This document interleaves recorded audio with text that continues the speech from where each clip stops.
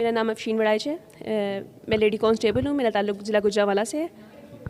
आज के एग्जीबिशन के बारे में आप क्या कहना चाहेंगे? आज की एग्जीबिशन जो कि बहुत ज़बरदस्त थी और ये पुलिस डिपार्टमेंट की सबसे पहली एग्जीबिशन थी इस अवार्ड के हवाले से, मुसव्वरी के हवाले से, और हमारी भी ये पहली ही इनके डिपार्टमेंट की तरफ से भी और वैसे भी ओवरऑल ये हमारी फ़र्स्ट एग्जीबिशन है जहाँ हमने अपनी पेंटिंग्स को जो है डिस्प्ले किया है। और पेंटिंग में आपने क्या बनाया?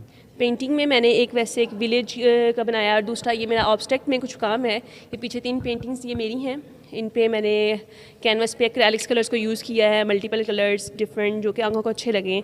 और ज़िंदगी में चाहे रंगों की बहुत ज़रूरी है और इंसान की ज़िंदगी वैसे भी रंग है, तो इनके पेंटिंग्स में तो फिर रंग नज़र आने चाहिए।